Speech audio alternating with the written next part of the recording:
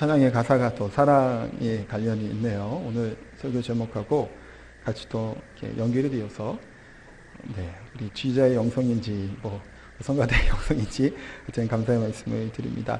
하여튼 우리 오랜만에 한번 옆에 분과 인사 한번 하도록 하겠습니다. 하나만 얘기하면 됩니다. 사랑합니다. 인사만 하겠습니다. 사랑합니다. 네, 사랑합니다. 네. 우리가 보통 인사를 할 때 예전에 사랑합니다, 축복합니다 이렇게 했는데 오늘은 축복합니다를 일부러 제가 뺐습니다. 뺀 이유는 아시겠죠? 이 사랑에 대해서 얘기하고 싶어서 사랑합니다라고 오랜만에 한번 인사를 했습니다.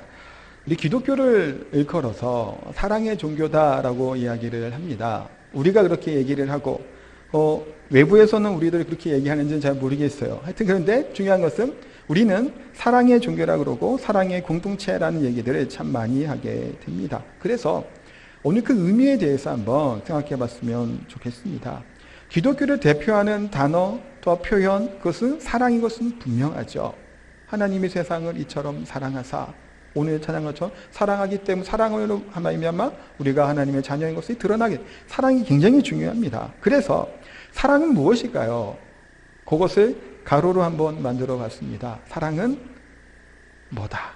한번 제가 이제 몇 가지 이제 설교를 하고 이야기를 하겠지만 개인적으로도 조금 사랑이 무엇일까라는 것들을 한번 생각해 보고 적어 보는 것도 좋겠다라는 생각이 듭니다.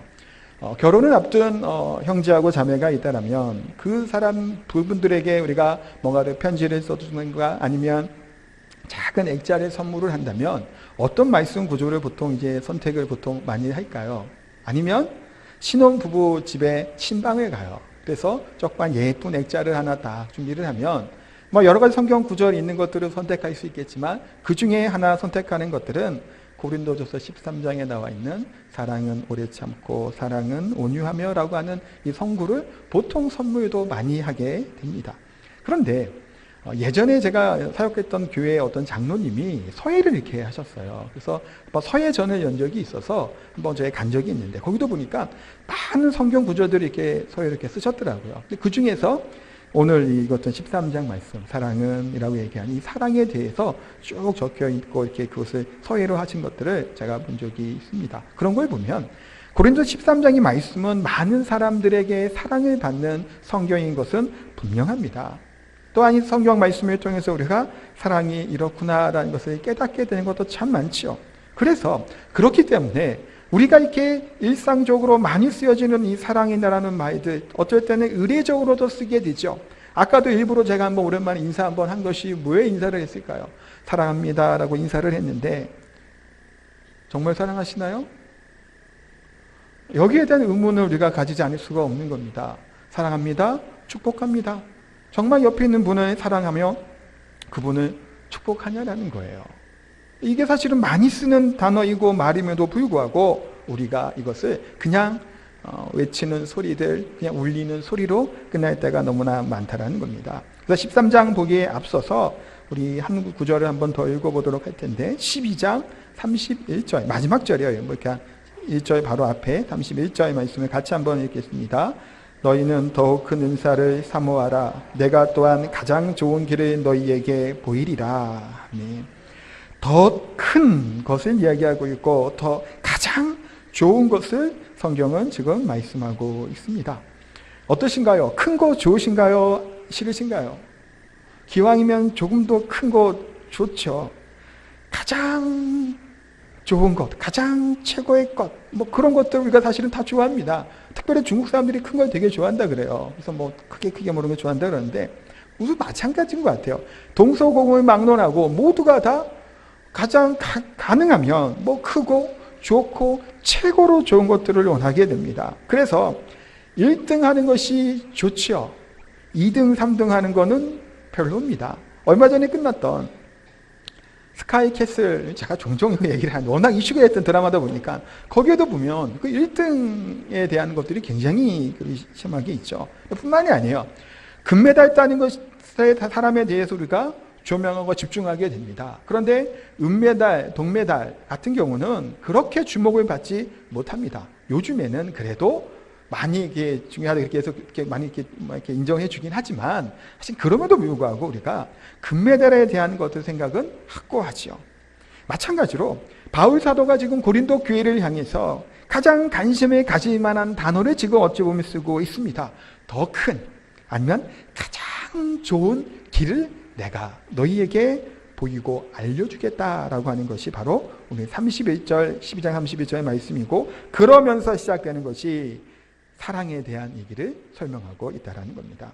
그러면 먼저 우리 고린도 전서의 배경적인 얘기를 잠시 드리고 싶은데, 이 고린도라고 하는 지역은 헬라의 그런 중심 도시였고 상업 도시였습니다. 그래서 두 개의 항구가 있어서 거기서 많은 문물들이 이동하는 역할을 했던 곳이 고린도입니다.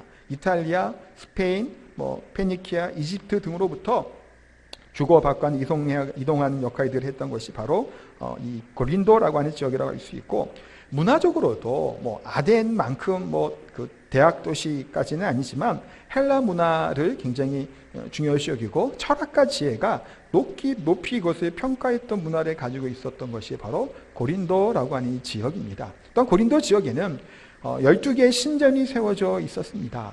그러니까 그 그리스 로마 신화에 보면 12신 있는 거 아시죠? 그 신전이 고린도 지역에 세워졌다고 하는데, 당시에, 그러니까 바울이 지금 사역했던 이때 당시에 그 신전의 기능과 역할들을 여전히 하고 있었는지는 정확하게 사실은 알 수 없지만 그것에 대한 그 영향력은 분명히 주고 있었다는 겁니다. 그 장소가 그랬던 장소였기 때문에.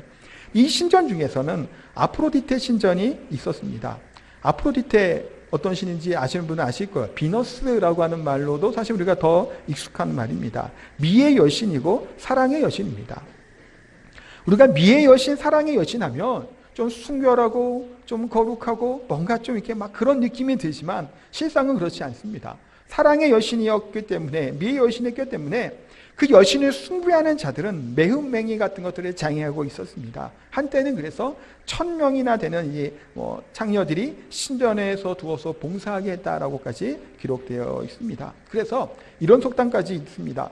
고린도 사람처럼 행한다라고 하는 말이 있을 만큼 성적인 부도덕함을 행하는 사람들을 빗대어서 고유명사처럼 되는 거예요. 아, 저 사람은 고린도 교회 사람 같구나. 그만큼 음란하거나 문제가 있다라는 것을 이야기를 하고 있습니다. 그래서 이게 여러 가지 것들에 대해서 이제 편지를 쓴 이유가 바로 그런 것들이에요.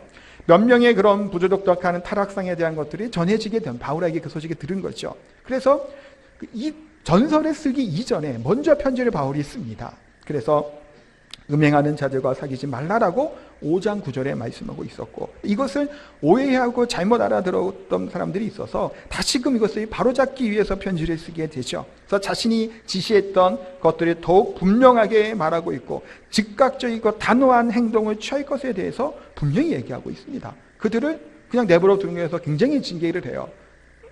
내보내라는 거죠. 형제처럼 여기 오지 말 것에 대해서 분명히 말씀하고 있습니다. 이게 음란한 음행에 관련된, 왜 이런 얘기를 했을까요? 아까도 말씀한 것처럼 항구 도시이다 보니까, 또한 그 신전 가운데 비너스, 아프로디테 신전이 있다 보니까 그런 안 좋은 영향력들이 그 지역에 그대로 만연해 있었던 겁니다. 영향을 안 받을 수가 사실은 없었던 것이죠. 그 문제에 대해서 바울은 다루고 있고, 뿐만 아니라 은사들에 대한 문제들이 참 많이 있었습니다. 그러니까 성숙하지 못하기다 보니까 신령한 것들을 막 사모를 하는데 좀 그런 게 서로 성도들 간에 분쟁들이 일어나게 됩니다. 금방 5장에 부도덕함도 있고 시기와 질투, 불신, 또 법정에서의 송사하고 소송하는 것들입니다. 결혼의 문제도 다루고 있고 주의 만찬을 나무하고 은사에 대한 얘기들이 계속해서 나오는 거예요. 그러면서 15장에 가면 부활에 대해서, 또한 마지막 16장에 보면 이 성경이 기록한 이유 중에 하나인 예루살렘 교회 성도들에게 구제헌금하게 되는 영역까지도 다루고 있습니다. 그러니까 고린도 전서는 굉장히 여러 가지 주제를 다루고 있고, 그 얘기는 그만큼 고린도 교회에 문제들이 많았다라는 것이고, 그런 고린도 교회를 보면 지금 현재를 살고 있는 우리들 교회의 구석구석에 있는 문제들이 또한 고린도 교회와 다를 바 없다는 사실을 저는 생각하게 됩니다. 그 중에서도 오늘 보려고 하는 것은 12장에 나와 있는 은사와 관련돼서 그것이 이어서 사랑에 대해서 설명하고 있는 것들을 보려고 합니다. 12장은 은사장이라고 보통 이야기를 합니다. 성경에 기록된 은사가 몇 가지나 될까요? 많겠죠. 많이 있는데 그 중에서 고린도전서 12장에 나오는 은사는 9가지 은사가 나와 있습니다. 지지 및 병능의 영방통이라고 하는 은사입니다. 앞글자만 따서 지금 이야기를 한 거예요. 지혜와 지식, 믿음, 병 고치는 것들, 능력 행한 예언과 영분별하고 방언과 통변에 대한 은사들이 쭉 설명하고 있습니다. 그러면서 마지막에 지금 아까 그래서 읽은 거예요. 31절을 너희는 더욱 큰 은사를 사모하라라는 겁니다. 더 큰 은사들. 그것이 사랑에 대해서 얘기해요. 근데 사랑이 은사냐라고 이야기를 하면 이것이 꼭 은사라고 하기는 조금 그래요, 사실은. 그런데 사랑은 열매이죠. 성령의 열매를 맺는 것이 사랑입니다. 그런데 바울은 지금 설명하고 것은 이겁니다. 여러 가지 다양한 은사들을 하나님이 주셨다는 거예요. 이 은사는 교회를 이롭게 하고 교회를 세우기 위해서 은사를 주신 거죠. 주신 이 은사는 하나님의 선물인 것이고 은사를 가지고 사사로이 은사를 쓰는 것은 아닙니다. 교회를 든든하게 세우기 위해서 각양각색의 그런 은사들을 우리에게 주셨다는 겁니다. 그럼 성령의 열매는 우리가 믿는 모든 사람들이 가져야 되는 것이 바로 성령의 열매인 것이고 그것이 바로 사랑이다라는 겁니다. 그래서 바울 사도는 가장 기본이 되고 밑바탕이 된 이 사랑을 가지고 주의 일을 행하고 은사를 발휘할 것에 대해서 분명히 말씀하고 있습니다. 그래서 한 3가지 정도를 먼저 이렇게 보도록 합니다. 첫 번째는 사랑은 무엇이냐? 화음입니다. 1절 말씀 한 번 더 읽어보도록 하겠습니다. 내가 사람의 방언과 천사의 말을 할지라도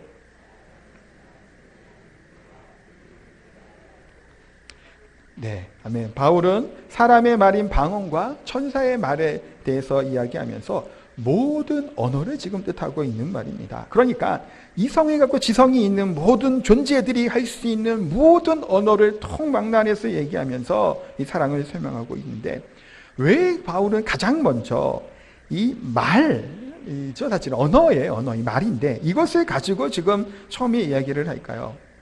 이게 아까도 말씀처럼 은사 문제와 같이 연결이 되어 있습니다.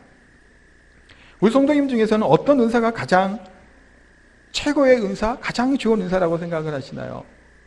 은사 중에서 고린도 교회의 성도들은 방언 은사를 굉장히 사모했습니다. 방언. 그리고 고린도 교회 성도들은 누구 은사가 더 좋냐, 더 신령하냐, 더 영적으로 탁월하냐, 그런 것들을 사실은 이야기를 합니다. 왜 방언에 대해서 그렇게 좀 중요하게 여기고 많이 것을 내세우게 됐을까요? 우리 성도님 중에서도 방언 하시는 분들이 계시죠? 계실 텐데 이 방언이라고 하는 은사는 다른 은사와 좀 다른 점이라고 할까요? 좀 독특한 점이 있습니다. 그것이 뭐냐 하면 방언은 하고 싶으면 할 수 있을까요? 없을까요? 있습니다. 언제 어디서나 나옵니다. 방언은.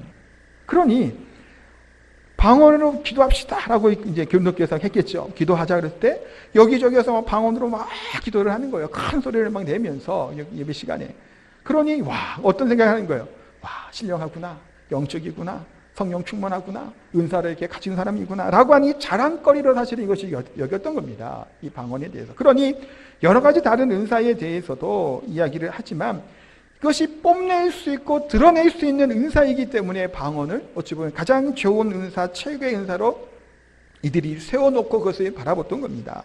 그래서 바울은 이런 의미에서 말이라고 하니, 언어라고 하는 것들을 가장 먼저 설명하면서 사람의 방언, 천사의 말, 대단한 소리를 하고 대단한 외침이 있고 그렇게 영적이 보인다고 할지라도 뭐의 얘기일까요? 사랑이 없으면 쓸데 없다라는 거예요. 필요 없다라고 분명히 말씀하고 있습니다. 방언이 아니어도 좋은 목소리를 가지고 있고 좋은 노래를 할 수 있는 재능이 있는 사람들이 있죠. 제가 일부 때도 얘기를 드렸는데 제 목소리가 그렇게 좋지 못합니다. 저도 사실 제 소리를 이제 들어보면 목소리가 좀 너무 하이톤이 아닌가라는 생각도 들고 좀 가는 면이 좀 있죠. 좀 더 이런 목소리 톤보다는 되게 좀 영적으로 들릴 수 있게 하나님은 여러분 이런 거 있잖아요. 그러니까 좀 이렇게 중후하면서도 좀 이렇게 탁 되면 이게 일부러 연습을 할까 생각도 들기도 했는데 이게 잘 안 돼요. 이게 왜냐하면 막 하려고 하면 조금 나오긴 하겠죠. 근데 설교를 하다 보면 약간 좀 흥분하고 소리가 빨라지고 이렇게 톤이 올라가는데 그러면 그 소리가 이제 안 나는 것 같아요. 그러니까 이거는 제가 타고난 제 목소리죠. 그렇게 뭐 신령하게 느껴지지 않는 것도 사실 같아요. 그래서 좀 그렇긴 하지만 뭐 대단한 좋은 목소리 가지고 있고, 또 어떤 분들은 아주 탁월한 그런 그 놀라운 소리를 갖고 있는 사람들이 있습니다. 천상의 소리와 같다라고 얘기할 만큼 아름다운 목소리, 또한 노래를 부를 수 있는 사람들이 있지요. 오케스트라의 웅장하고 위험 있는 황홀할 만큼 대단한 그런 것이라고 할지라도, 그런데 뭔 얘기할까요? 사랑이 없으면 가치가 없다라는 겁니다. 좋은 소리, 좋은 노래들, 웅장한 어떻게 다 아니라. 그래서 성경은 뭐를 얘기하냐면 소리 나는 구리와 울리는 꽹과리가 되고라고 말씀합니다. 구리와 꽹과리가 뭐냐면, 구리는 그 쟁반처럼 생긴 징 같은 거라고 보시면 됩니다. 이렇게 띵 하는 거 있죠. 꽹과리는 말 그대로 심벌질을 가리키는 건데, 우리 걸로 하면 그냥 꽹과리 따당땅땅 따다다당 따당땅땅 이런 거예요. 둥 따당땅땅 따다다당 둥 따당땅. 뭐가 떠오르시나 이런 거 하면? 저 일부러 해본 거예요. 어떤 게 떠오르나요? 요거는 여기서 성경은 지금 바울이 일부러 이 두 가지 악기를 가지고 온 거예요. 전설의 고향에 보면 요런 악기 나오죠. 징하고 뭐 꽹과리를 칠 때 언제 이거 하나요? 굿할 때 안 옵니다.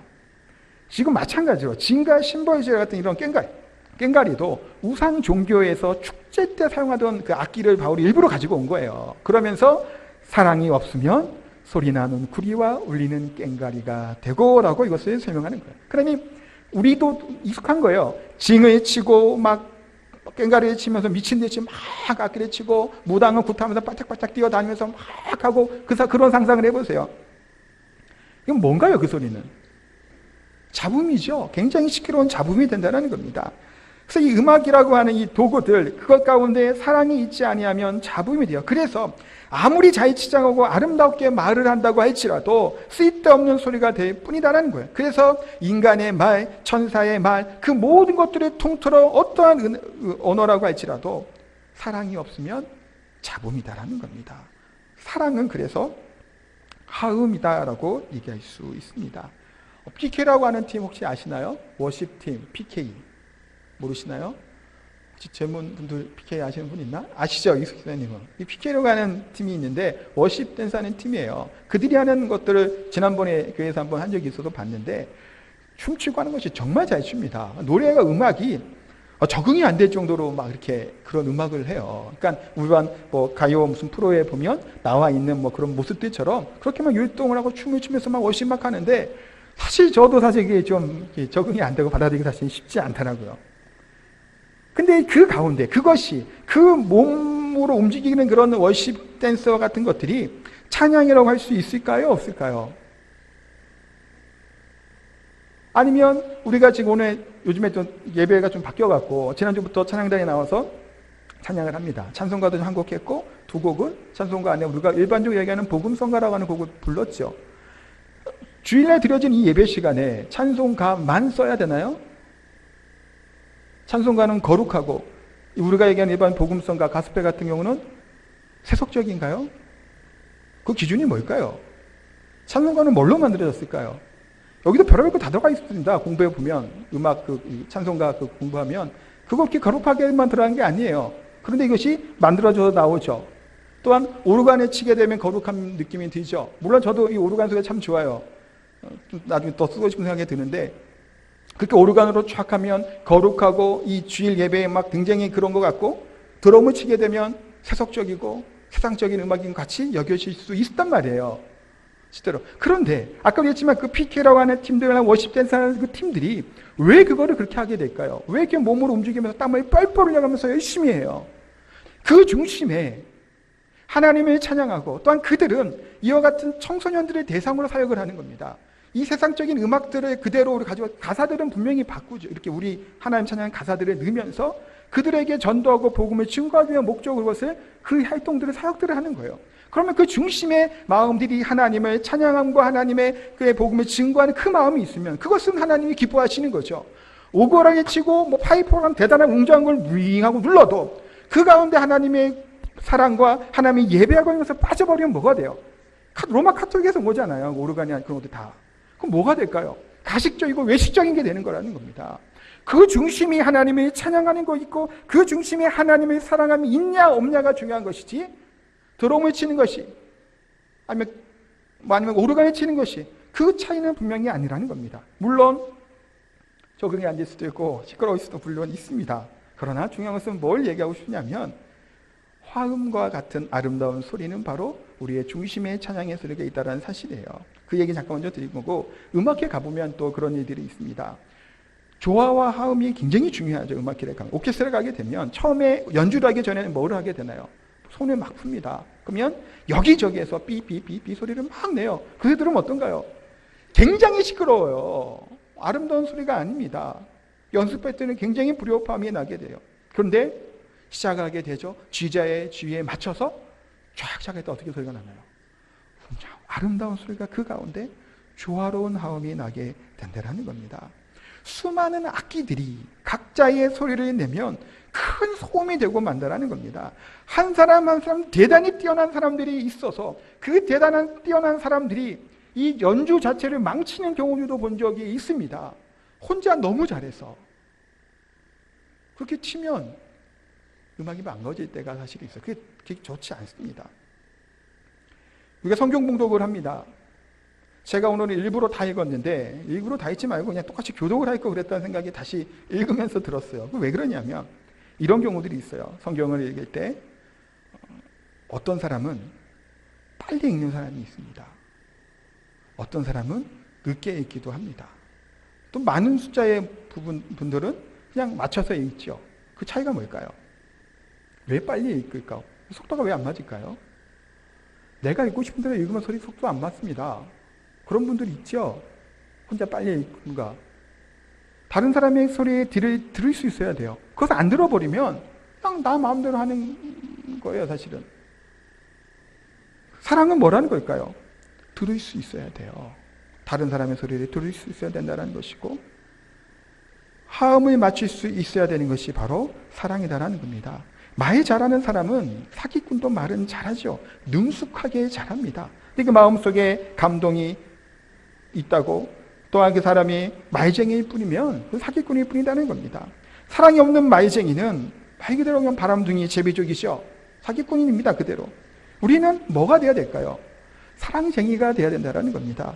많은 은사를 가지고 있고 탁월한 재능을 가지고 있는데 그것이 사랑이 있지 아니하면 거기서 나오는 소리는 아름다운 소리가 될 수 없다라는 겁니다. 그렇기 때문에 사랑은 조화이고 또한 화음이다라고 말씀할 수 있고, 두 번째는 사랑은 진실한 지식과 믿음입니다. 2절 말씀을 같이 한번 읽도록 하겠습니다. 내가 예언하는 능이 있어 모든 비밀과 모든 지식을 알고 또 산을 옮길 만한 믿음이 있을지라도 사랑이 없으면 내가 아무것도 아니요. 자, 오늘 사도 바울은 예언과 믿음에 대해서 말하면서 얘기하는데 모든 비밀을 아는 것, 모든 지식을 아는 것에 대해서 말씀하고 있습니다. 감춰진 것들, 비밀은 그것이죠. 아직 드러나지 않은 것들을 깨달아 아는 예언들, 또한 많은 지식을 가지고 있어서 모든 사람들보다 어떤 사람들보다도 탁월하고 박식한 것들을 가지고 있는 사람들, 대단하다고 볼 수 있습니다. 탁월하죠. 그런데 이 뛰어난 지식을 가지고 있는 사람들이 이것을 가지고 화학가스를 만들어 버립니다. 독가스를 만들어서 살포해요. 그러면 그 지식과 지혜가 뭐가 되는 건가요? 사람을 죽이는 도구가 되는 겁니다. 핵을 만들어서 원자료에서 전기를 공급받으면 어떤 면에서 살아나는 거, 살리는 것들이죠. 그러나 미사일을 만들어서 쏘면 많은 사람을 죽이는 것이 그 지식이 될 수 있다는 겁니다. 인간을 멸망하게 할 수도 있다는 겁니다. 그래서 사랑이 없는 지식은 그것은 0이에요. 제로. 근데 나만 제로가 아니에요. 나만 0이 아닌 겁니다. 모든 것들을 다 제로고 파멸하게 만드는 것이 사랑 없는 지식이라고 볼 수 있다는 겁니다. 두 번째 주제는 믿음에 대해서 얘기하고 있습니다. 산을 옮길 만한 믿음에 대해서 성경은 말씀하고 있죠. 마태복음 17장 20절, 마가복음 11장 23절에 보면 예수님이 산을 옮기는 믿음에 대해서 말씀하고 있는데, 믿음이 있으면 산이 옮겨질까요? 그런 경우 본 적 있나요? 구약과 신약 통틀어 산이 옮겨진 적이 있나요? 못 봤죠? 실제로. 그러면 어떻게 하면 산을 옮길 수 있는 믿음이 될까요? 그 상상이 안 될 만한 믿음이라는 겁니다. 그런데 오늘 성경은 뭘 얘기하고 있을까요? 그만큼 대단한 믿음이 있을지라도 병등자를 치유하고 놀라운 기적들을 발휘할 수 있고 여러 가지 각양각색의 은사를 나타낼 수 있을지라도 사랑이 없으면 아무것도 아닌 거라는 거예요. 주여 주여 하는 자가 천국에 갈 수 없다고 성경은 하나님 예수님은 분명히 말씀하고 있습니다. 어떤 사람이 천국에 갈 수 있다라고 성경은 말씀하나요? 하나님의 뜻을 행하는 자라야 천국에 합당한 자라고 분명히 말씀합니다. 주여 주여가 아니라는 겁니다. 주님의 이름으로 능력을 바라고 뭔가를 하는 대단한 업적을 하는 것이 아니라 하나님의 뜻대로 행하는 자가 천국에 합당한 자라는 겁니다. 하나님의 뜻은 무엇인가요? 잘 모르시죠? 모르시면 안 되는데 하나님을 사랑하는 것이고 이웃을 사랑하라는 겁니다. 이것이 하나님의 뜻입니다. 사도 바울께서 모든 비밀, 모든 지식, 모든 믿음을 가지고 있을지라도 이 모든 것이 아무것도 아니다라고 분명히 말씀하고 있습니다. 사랑으로 우리가 행하며 사랑을 하게 되기를 소원하고, 세 번째는 사랑이 없는 헌신은 교만이 됩니다. 3절 말씀을 같이 한번 읽도록 하겠습니다. 내가 내게 있는 모든 것으로 구제하고 또 내 몸을 불사르게 내줄지라도 사랑이 없으면 내게 아무 유익이 없느니라. 아멘. 구제와 헌신에 대해서 말씀하고 있습니다. 당시에는 구제하는 일이 굉장히 많이 했던 당시의 시대적인 배경들이 있습니다. 베드로하고 제자들이 성전에 올라가게 될 때 성전 미문에서 구걸하는 사람이 있었죠. 은과 금 내게 얻거니와 내게 있는 것은 내게 주노니 나사렛 예수 이름으로 일어나 걸어라 했던 그 당시 상황을 보시면 당시에는 이런 기록들이 있습니다. 나팔을 뿌 하고 불어요. 그러면 이 구제하는 시간으로 알고 막 나와, 그러니까 뭐 거지들이라고 해야 될까요? 구걸하는 사람 나와 있고 구제를 막 했다라고도 기록이 되어 있어요. 그만큼 구제가 거의 11조를 드리는 것처럼 10분의 1 정도에 떼어서 할 만큼 구제가 일상되었던 당시예요. 그런데 구제라고 하는 말 자체도 조각내다라고 하는 의미를 가지고 있습니다. 구제라고 하는 말이. 그러니까 내 것을 띄어서 주는 거예요. 그런데 성경은 오늘 뭐라고 얘기하나요? 모든 것을 줄지라도 라고까지 말씀하고 있습니다. 예수님께서 부자 청년에게 하신 말씀이 뭔가요? 가진 소유를 다 팔아서 가난한 자들에게 나누어 주고 너는 나를 따르라. 부자이기 때문에 근심하며 돌아갑니다. 소유를 다 팔아라. 이 간단한 문제가 아니죠. 모든 재산을 다 팔고 예수님을 쫓는 거 어렵습니다. 누가 이것을 사실은 가능하게 할 수 있겠어요? 저로 마찬가지죠. 그렇게 할 수 있나요? 못합니다. 내 소유 다 팔아갖고 가난해 주는 거. 근데 성경은 뭐예요? 모든 것으로 다 해서 구제를 할 만큼 해줘도, 할지라도 유익하지 않다라는 거예요. 유익하지 않다는 것은 내가 드린 사람에게도 유익하지 않다는 것을 분명히 말씀하고 있습니다. 우리 종교인들은 로마 종교도 그렇고 모든 종교가 마찬가지죠. 신학에 뭔가를 드리면 드린 만큼 받는다라고 하는 생각을 가지고 있습니다. 근데 이 헌신에 대한 의미를 얘기할 때도 그런데 우리 기독교는 그렇지 않죠. 내가 하나님 앞에 무엇인가를 드렸기 때문에 주님이 나에게 주신 것이 아니죠. 주께서 나를 위해 아무 대가 없이 사랑을 베풀어 주셨기 때문에 그 사랑에 우리는 반응을 하는 것이지, 우리가 뭔가를 하나님께 드린 만큼 하나님께 주는 것이 아니라는 겁니다. 그렇다면 어떤 사람도 구원받을 사람이 없다라는 거예요. 마찬가지로 헌신에 대해서도 성경은 얘기하는데 불사르게 내어줄 만큼 헌신을 가질지라도 라고 얘기하는 겁니다. 그냥 단순히 시간이 조금 내는 것이 아니에요. 모든 것을 불태워버리는 겁니다.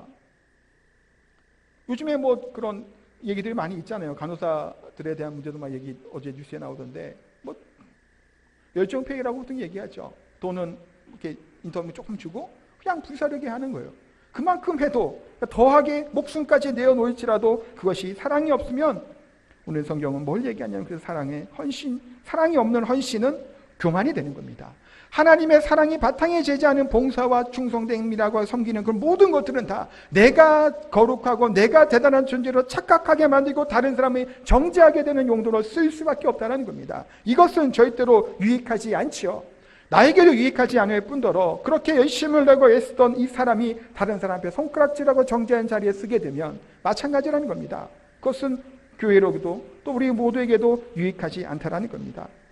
이 유익은 1차적으로 본인에게예요. 그렇게 헌신해도 아니라는 겁니다. 그걸 갖고는 하나님 기뻐하지 않는다라는 겁니다. 말씀을 좀 정리하겠습니다. 사랑에 대해서 계속해서 오늘 몇 번 말씀을 드렸죠. 사랑이 없는 소리들, 은사들, 재능들, 헌신들, 봉사들, 그 모든 것들은 오히려 하나님의 나라와 교회를 세우는 것이 아니라 방해가 되는 겁니다.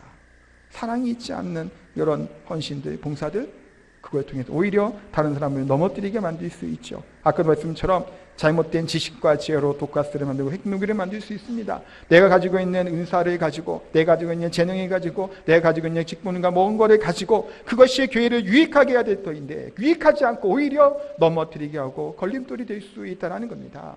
우리는 주의 교회와 하나님 나라를 위해서 걸림돌이 되어서는 안 됩니다. 뭐가 되어야 될까요? 디딤돌이 되어야 되겠죠. 우리들의 헌신과 섬김을 통해서 하나님 나라가 더욱 확장되어 가고 교회가 성장해 나가야 되는데 때로는 우리가 걸림돌이 되어서 다른 사람들이 넘어뜨리게 할 때가 너무나 많다는 겁니다. 그래서 우리는 사랑해야 되는 거고 사랑으로 실천해야 된다는 사실을 다시금 기억했으면 좋겠고, 이따가 또 찬양을 또 이제 할 텐데 찬양의 가사가 이겁니다. 형제의 모습 속에 보이는 하나님 그님의 형상 아름답다 아름다워라고 하는 얘기예요. 우리가 우리 형제에게 우리 성도들의 모습을 통해서 뭘 봐야 될까요?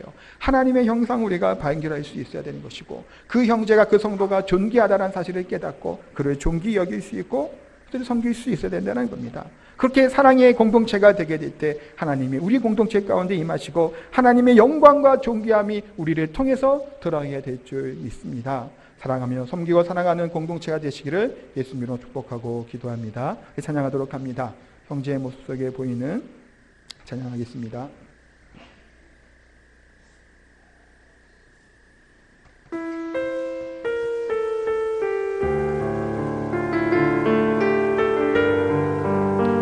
네, 가사를 생각하면서 찬양합니다.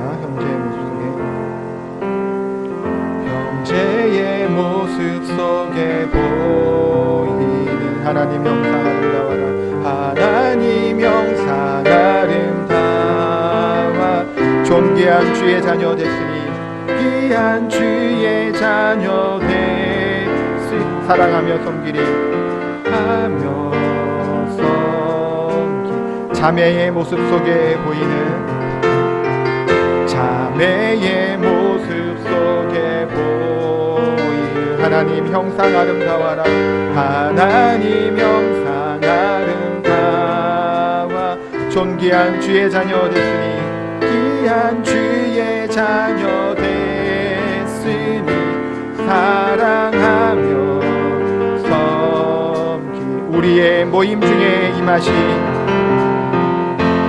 우리의 모임 중에 임하신 하나님 영광 아름다워라 하나님 영광 아름다워 존귀한 왕이 여기 계시니 귀한 왕이 여기 계시니 사랑하며 섬기리. 아멘. 우리 같이 기도하도록 합니다. 기도하기 전에 우리 일여전대 원래가 1시 30분에 유아실에 있다고 합니다. 기도하겠습니다. 기도드릴 때 우리의 성도들의 모습을 통해서 우리가 하나님의 은혜들을 하나님의 형상들을 그를 통해서 발견하고 우리 평안교회 공동체가 사랑하며 섬기는 공동체이고 또 사랑은 오래 참고 온유하다라고 했던 말씀을 또한 기억하며 서로가 서로에 대해서 사랑할 수 있고 또한 기다려줄 수 있고 또 용납할 수 있는 그런 마음들이 있는 저희들이 공동체가 되게 되었으면 좋겠습니다. 하나님께서 사랑하며 섬긴다라면 우리들의 모습들을 통해서 주께서 큰 영광 받으실 줄 믿습니다. 같이 한번 기도하는 시간 갖도록 합니다. 기도하겠습니다. 사랑하는 하신 아버지 하나님, 우리가 형제들의 모습을 통해서 자매들의 모습들을 통해서 주님의 형상들을 발견하게 하여 주시고 주의 영광들을 보게 할 수 있도록 하나님의 돕시고 함께하여 주시옵소서. 주의 영광이 주의 사랑이 저희 개인의 성정에서 드러나게 되길 원합니다. 하나님, 서로가 서로를 영광을 알려주시고 서로가 서로를 이해하게 해주시고 서로가 서로를 존귀하게 여길 수 있는 그냥 우리 공동체가 될 수 있도록 하나님 내 돕시고 함께하여 주시옵소서. 사랑이 없으면 마르지 않게 하여 주시고 하나님 홀지 않게 하여 주시고 하나님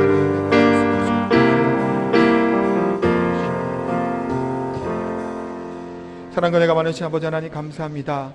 형제의 모습을 통해 자매의 모습을 통해 우리 성도들의 모습들을 통해서 주님의 형상을 발견하게 하여 주시고 그 형상을 보며 또 그를 사랑할 수 있는 우리 평안 공동체가 다 되게 하여 주시옵소서. 사랑하기 때문에 기다려주고, 사랑하기 때문에 또 참을 수도 있고, 사랑하기 때문에 또 우리가 함께 인내하며 함께 품을 수 있는 귀한 하나님의 사랑의 공동체가 될 수 있도록 하나님 은혜 베풀어 주시옵소서. 또한 귀한 예물 하나님께 올려드립니다. 드려진 손길 가운데 함께 알려주시고, 하나님이 기뻐하시는 그 귀한 하나님의 사람들이 다 되게 하여 주시옵소서. 형식적이고 외식적이고 또 드러나기 위해서 헌신하는 것이 아니라 마음의 중심에 하나님의 사랑을 가지고 우리 교회를 위해서, 우리 성도들을 위해서, 주의 나라를 위해서 헌신하며 섬길 수 있는 귀한 헌신의 사람들이 다 되게 하여 주시옵소서. 감사드리며 예수님의 이름으로 기도하옵나이다. 아멘.